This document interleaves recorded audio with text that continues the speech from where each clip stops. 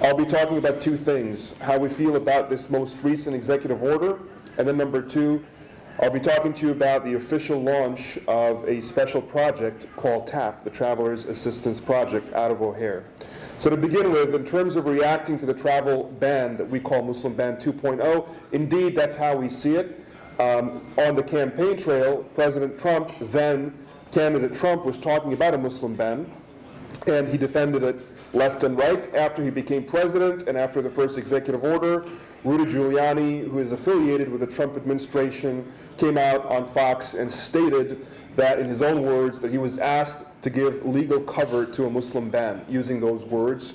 Obviously, the first executive order was challenged in court, and it was essentially a stayed, so that order was not in effect any longer. They came back with version 2.0, trying to remove some of the perceived problems with the first one in order to potentially circumvent any constitutional issues or legal challenges. So the three main things that have changed is they've removed Iraq from the list of 7 countries. They have shifted Syria from being in its own category of an indefinite ban on Syrian refugees to within the 120 days general ban on refugees, and they've removed the language differentiating between Muslim and Christian refugees. Nonetheless, the 6 countries that are still targeted are countries that are essentially, that have no citizen of those countries has committed any fatal attack on U.S. soil. The choice of these countries is arbitrary. The only thing they have in common is that they have Muslim majority populations.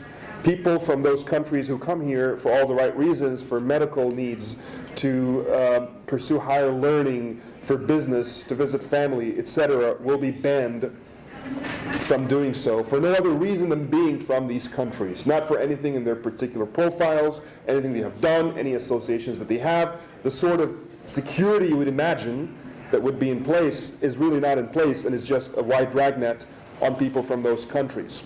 So we stand with our criticism of this ban as a Muslim ban that starts small and can expand into a larger ban if we are not careful, standing up and calling on the administration to back from this type of activity and instead focus on the profiles of individuals and groups. In terms of TAP, the Travelers Assistance Project, that TAP came out of the experience of the original group of attorneys that descended on O'Hare after the first travel ban, from various different calls from various different groups. They came together in the hundreds. They were basically camped out at O'Hare, helping people pro bono, every shift, day and night, through the entire week.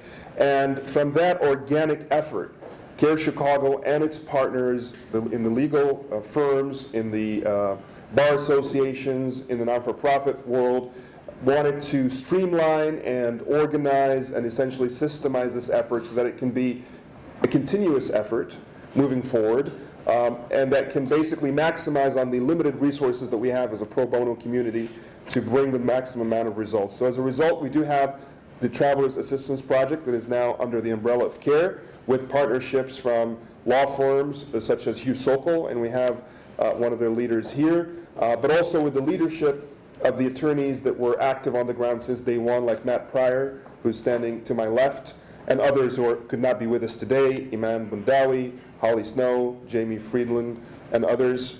And so they remain as TAP coordinators running essentially this program on the ground along with CAIR-Chicago. Basically, any traveler can go online on the website, which is now tapus.org, tapus.org. That's the new website that has just launched today. We have been in beta for the last month and a half.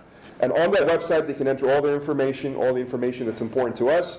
Attorneys on the ground will be waiting, and based on the risk assessment of each traveler, they can provide the legal assistance that they can. And then moving forward, we also have options for them should they need it. We have interpreters that can sign up through this as well. And basically a domain of 1,400 attorneys and volunteers, interpreters, and other professionals that we can draw from to staff this project. So I'll leave it at that. I'll be happy to answer questions later. But I'll shift over to my colleague, Matt Pryor, TAP coordinator, and one of the attorneys who is leading the effort on the ground at O'Hare since the beginning.